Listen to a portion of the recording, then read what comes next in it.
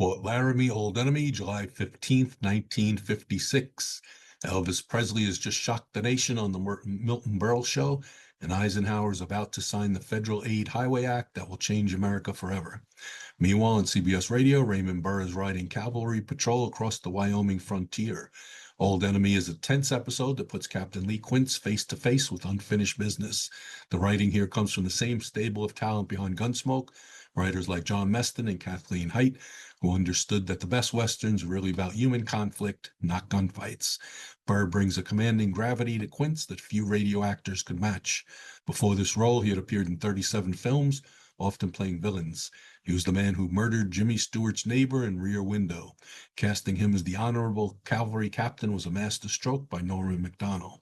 By the summer of 1956, CBS Studio One in Hollywood was the last radio production studio still operating in California. The cast gathered once a week in the evening to tape these episodes, most of them juggling television work during the day. You can hear something special in these performances, actors who knew they were part of something that was ending, giving it everything they had. Here's Fort Laramie.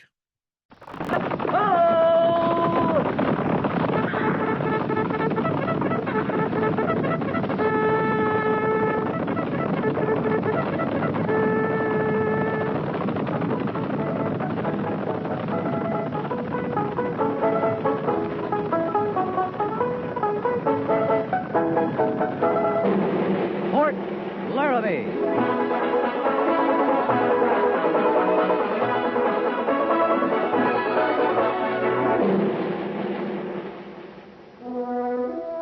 Fort Laramie, starring Raymond Burr as Captain Lee Quince. Specially transcribed tales of the dark and tragic ground of the wild frontier. The saga of fighting men who rode the rim of empire. And the dramatic story of Lee Quince, Captain of Cavalry.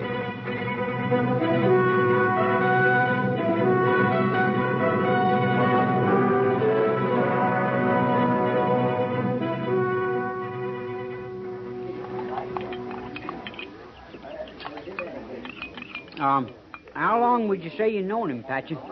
I had that proud honor, I guess, 10 years now. Of course, I ain't had the privilege of serving with him since the war. I still don't see why you just don't go right up to him and make yourself known. Well, I wouldn't intrude on the captain that way, Drury. He's a busy man, tracking engines, planning battles. Besides, just because I recollect him so well don't mean he'd remember me. But he's a kindly man. Oh, the time will come, the just right time. I'll acknowledge myself to Captain Lee Quince. I'll bet you he'll be proud, knowing you asked special to serve under him again. Maybe surprised, even. Of course, I only been with the company a week now, but it seems to me the men hold him right high in their thought. I ain't been here long myself, but there's not a man I know wouldn't lay down his life for Captain Quince, if need be. Well, now, that's nice. I declare that's real nice. Captain ever talk much about the war? Any of his experiences? Well, like I say, I ain't been here long myself. But the men say he's not much for talk about anything. He never was. Even when he was younger, when most men talk free, he was more for action than words. Yeah. It's funny, ain't it? How you can sense so much good feeling in a man without him talking much. That's a funny thing, all right. I like to draw duty with the captain. I sure do. I always have a feeling that no matter what, he's been thinking ahead, planning for us. I feel safe riding with the captain. Of course, it's hard to tell what a man's thinking if you don't make his thoughts known. It don't matter to me much what he's thinking, so long as he's acting good. There's the big thing, how a man acts. Oh, there sure is different country out here. Different kind of fighting country, too. How you mean? We fought closer in the war. Like there'd be a stream here, you see? Yeah. Say it was a kind of clearing, you know. And on one side, the Rebs would be cowering in the trees. We'd be standing firm on the other side. Now, sooner or later, somebody's got to make a move for that water. For horses and for themselves. I tell you, you get thirsty. You get so you care more about water than living. Anybody's living. Well, mostly, we're lucky out here. Seems like there's more creeks A and man's streams got a right and to a creeks. drink when he's dry. More than dry, your insides get to feeling like sand, dust. Like they was going to crumble. Patchen? What's the matter with you, Patchen? You say something, Drury? Ask if something was wrong. Wrong, boy? No, nothing's wrong. I just get a thirst sometime. You talked yourself dry. It ain't hot. We got plenty of water. There's a stream not 50 yards from you. I know that. I know. Well, you were saying about the fighting being different in the war. Yeah, like I said, we fought closer. Man to man sometimes. A man to dismount, fix his saber to his carbine, and such a bloody slash in a way you never saw. I ain't seen nothing like that in the West. Out here, seems like you do more chasing than anything else. We've been tracking Injuns, how long, 2 days now? I ain't drawing my sights on one. Have you, Drury? That ain't saying they ain't here. Somewheres. Captain Quince must think they're around. Well, you know I'm not saying that. Why, there ain't a man among you come less near to criticizing the captain's judgment. Are you forgetting, boy? I know better than any of you what a great man he is.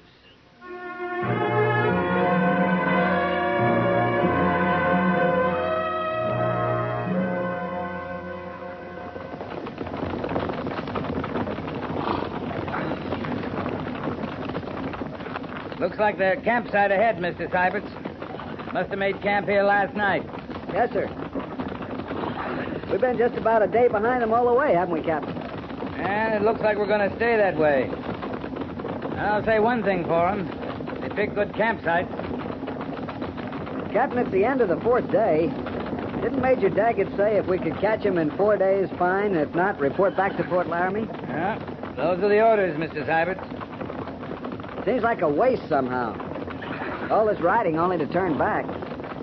One thing, we don't lose many men this way. That's true, Captain. They won't be the first who slipped off the reservation, got away with it. Sergeant! Go!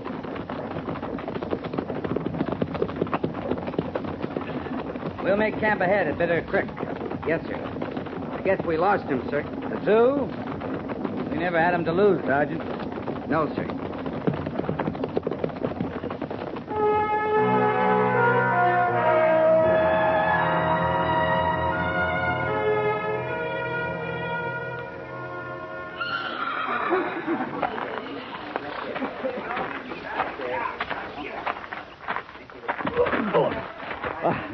I declare, Captain, I'm real sorry about that. I don't know harm done. You better get on with your job, Trooper. Patchen's the name. That's if you don't remember. I remember. I kept hoping I'd bump into you, Captain, sir. Sure enough, I did. You been with B Company long? Just a week. I didn't want to bother you, seeing you was heading up this big Injun chasing operation. I didn't see any Injuns myself, but the men keep telling me they must be somewhere around. Captain Quince wouldn't be out chasing it. We're moving back to Fort Laramie starting tomorrow. When we get there, I'll see you get a transfer to another company. Now, I'm sorry to hear you say that, Captain. I've been looking forward to this reunion longer than I can tell. Tell the truth, I thought you'd hold a higher rank by now, seeing men like Custer and Mackenzie are generals. And you're their equal, I could swear to that. I've been telling them... You got a job to do, Trooper. Better get on with it. Is that an order, Captain, sir? That's an order. Yes, sir. Oh, Captain. Well? I thought maybe you'd want to know. It didn't just happen my being in your company. I asked for this duty special. On account of us being such old friends.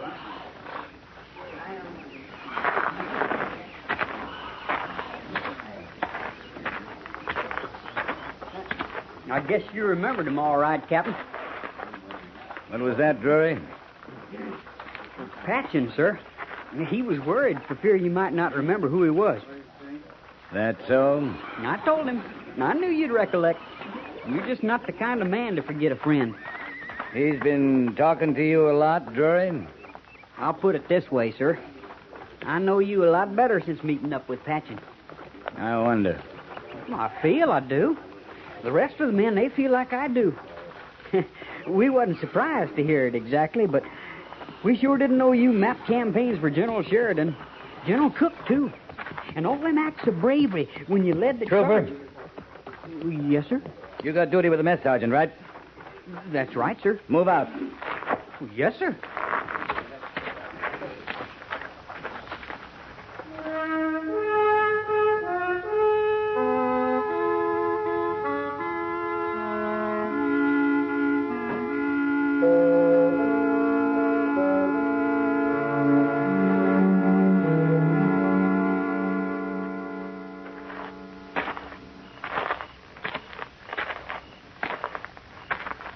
Captain, sir. What is it, Gorce? The camp's most bedded down, Captain. The pickets are out. Who's on picket duty? It's our last night out, sir. Corporal Jenkins used the rest of the patrol. Who are they, Gorce? Well, sir, he put Vickers and Culp up by the bend. Over the west, he's got Stevens and Holt. Then over south, Beale and Patchen. I told Corporal Jenkins no picket duty for Patchen, and I meant it. Captain. No picket duty for Patchen, that's an order. Yes, sir.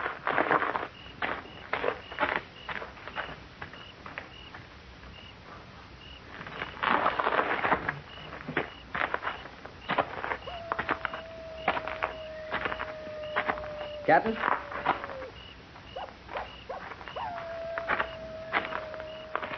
Mind if I say something, sir? I mind if anybody says something, Mr. Seiberts. I just want to ask you why. I wouldn't bother asking, Mr. Seiberts. It's about the men, Captain. I have the right to speak out about the men. You've got the right. They're tired, sir. They've ridden 4 days out, 3 days back. We've been moving like someone was chasing us. Only no one is. Any other observations, Mr. Seiberts? Yes, sir. Everyone stood his turn at picket duty. Everyone but Patchen. You're getting awful close to asking why again, Mr. Seiberts. I'm sure you have a reason, Captain. I hope it's a good one, because the men don't understand. I think we got a morale problem. We won't have it long. We'll be back at the fort tomorrow. Captain, if you'd like Good to... night, Mr. Seiberts.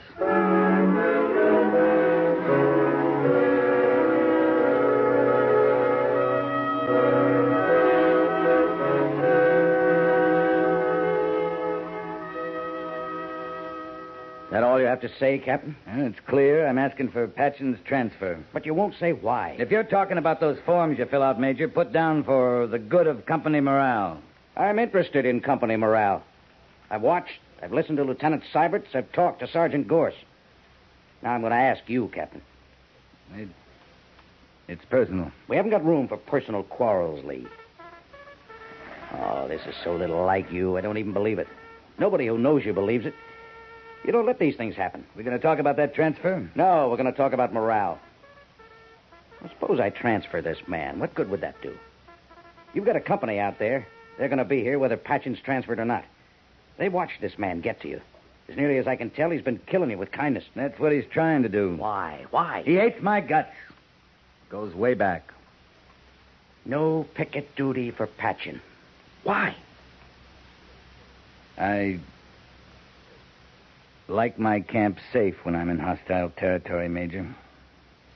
It'll be a lot of trouble to get his army record clear back to the war. But I'll go to that trouble, Lee, if you don't tell me.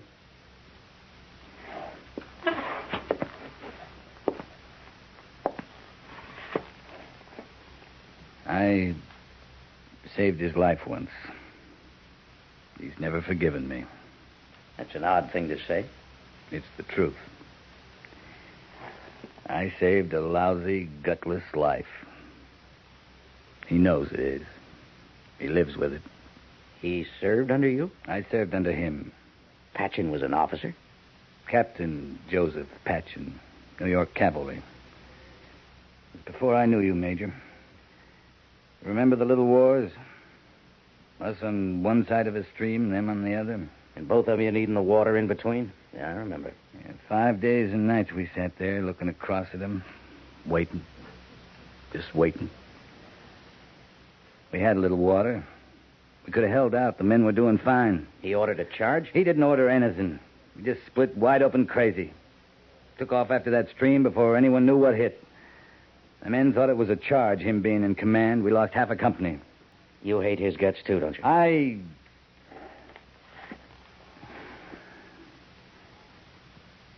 Every good man's got fear in him. I don't mind honest fear. I hate a coward, Major. You were commissioned on the field, Lee. Was it there? Yeah. You can't forget that either. Surely he was relieved of his command. Major Daggett, sir. Sergeant Gorce? Corporal of the Guard reports 2 deserters, sir. It's Patchen and Drury.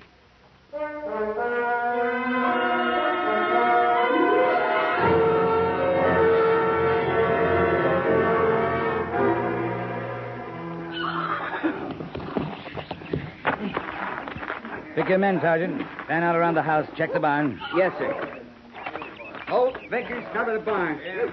You, Beal, Culp, the corral. Stevens and Fredericks. You, Stewart, you come with me. Afternoon to you, mister. They trample that young wheat the army will owe me. We didn't come here to trample your crop. We're looking for deserters. New kind of grain supposed to be special for the high plains. I put a lot of money in that grain. I want it to come up. 2 men. One just turned 20, the other older. My age or better. I thought the army was for fighting Indians. Give that up, didn't they? You need men to fight Indians, mister. Don't look at me. I got enough trouble trying to prove up land like this. Didn't intend to ride off. I meant to stay with horses. Thought I could raise them. Good enough grazing land. Well, the Indians run the horses off. I'd get them grown strong on the grass. About that time, here they'd come. Indians. You don't keep horses now? A couple. They're not extra. I'm going to have to look in your house, mister. Well, I suppose you are.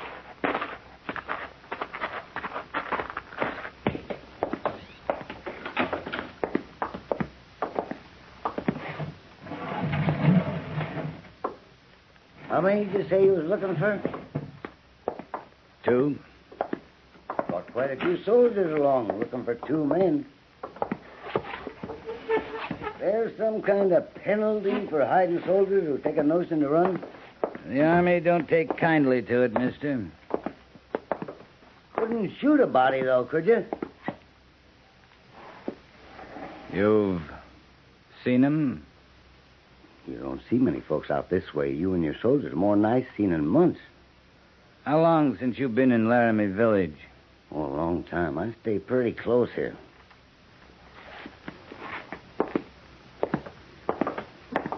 I knew you wouldn't find him here. Thought you'd want to see for yourself, though. Captain, found this in the shed by the barn. You prefer a cavalry saddle, mister? I'm gonna have to find that out. Ain't used to it yet. It'd help if we knew which way they headed when they left. To tell you the truth, it's hard for me to think they was here at all. Let's go, Gorce. Captain. His boots. Sure, he's wearing cavalry boots, owns a cavalry saddle. But he hasn't seen anyone. You trample that young wheat, I'll send the army a bill.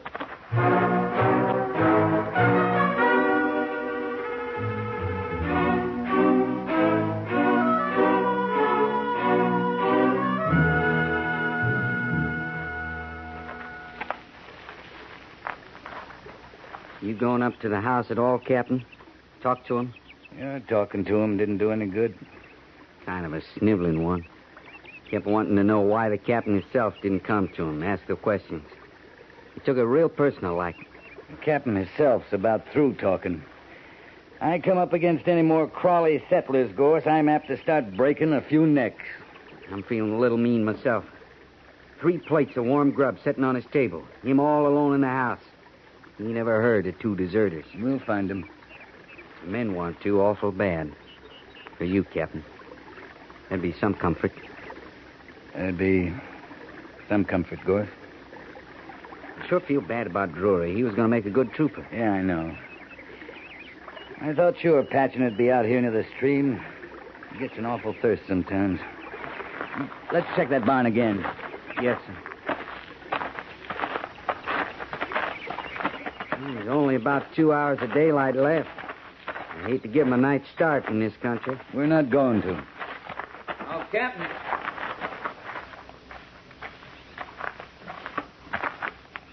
You, are the captain. Speak your mind, mister. We're busy. I'd, like to talk to you alone. I'll check the barn, sir. All right, talk. I've been sitting up in the house trying to remember. Ain't sure, but seems to me I read somewheres once that there was a reward for turning in deserters. Now, did I just dream that? There's a $20 reward, mister. Only $20? $20. Ain't very much, is it? I don't suppose you're prepared to go any higher. I'm not prepared to go that high, mister. But the Army figures it's worth $20. $20 a piece? That's it. 8 men looking for 2 men. And the total price on their heads is $40. Ain't no bargain, Captain. It sure isn't. Total pay for the 8 men looking is $4 a day. 50 cents apiece. Is that all? And the price isn't just for their heads, mister. We'd have to insist on the rest of them, In too. here, Captain.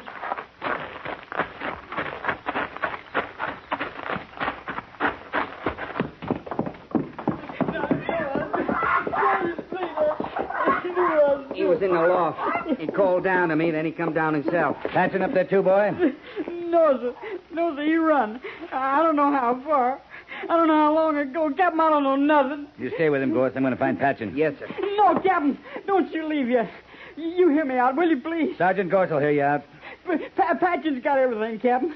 He's got himself every kind of gun you ever saw. His and mine. All we could buy is steel. He's going to be waiting for you, Captain. I hope he is. You got to know my shame. It don't seem now it could have happened to me. It worked on me so slow, I didn't even know it was happening. But I know now. I feel all the ugly shame of it. Talking's not much good now, Drury. I ain't talking to save myself, Captain. I know that ain't right. I know it can't be. I'm talking to understand. And for you to know I'm crawling with the shame of it. The crawling's uglier than the shame, boy.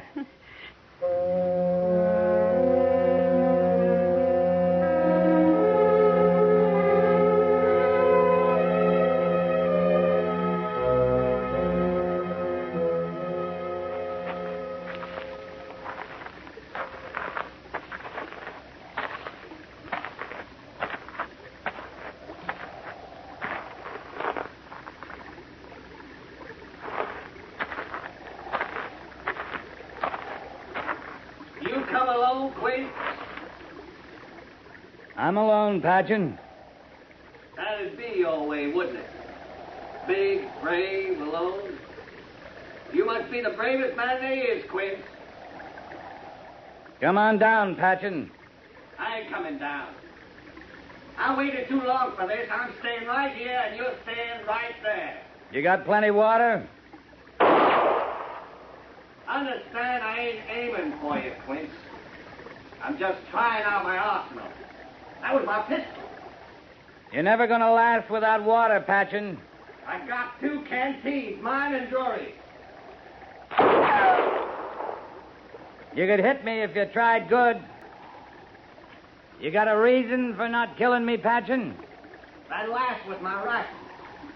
I got me a buffalo gun off the settler, blow you clean away. You wouldn't even leave no spot, Quint. Come on down. We're gonna do this slow, Captain. Just you and me. Maybe my shots will get a little closer to you from time to time.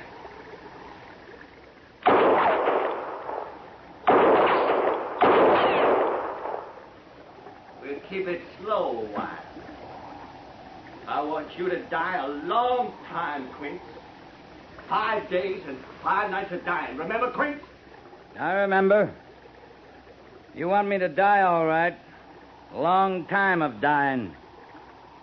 But you aren't the man to kill me, Patchen.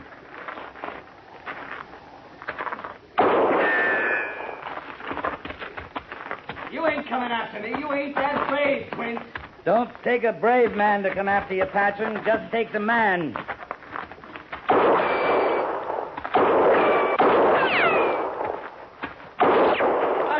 a long time. If I have to do, I could hate you dead. You hate yourself, Patchen. Wouldn't feel good killing me. You'd still have yourself.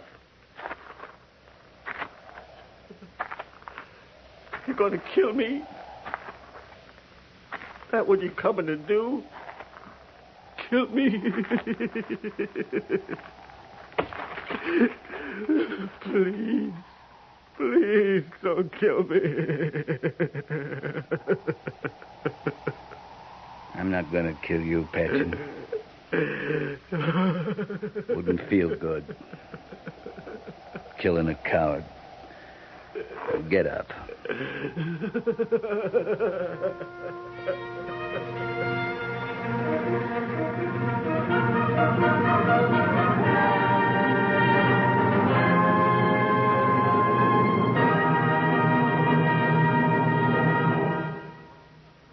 Fort Laramie is produced and directed by Norman Macdonnell and stars Raymond Burr as Lee Quince, Captain of Cavalry, with Vic Perrin as Sergeant Gorce. The script was specially written for Fort Laramie by Kathleen Height, with sound patterns by Bill James and Ray Kemper. Musical supervision by Amerigo Marino. Featured in the cast were Sam Edwards, Paul Duboff, James Nusser, and Herb Vigran. Jack Moyles is Major Daggett, and Harry Bartell is Lieutenant Seiberts.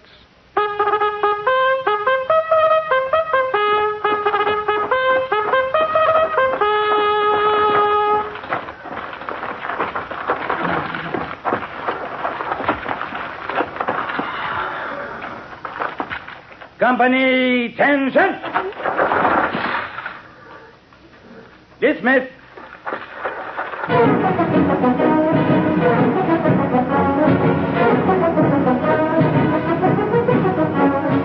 Next week, another transcribed story of the Northwest frontier and the troopers who fought under Lee Quince, Captain of Cavalry.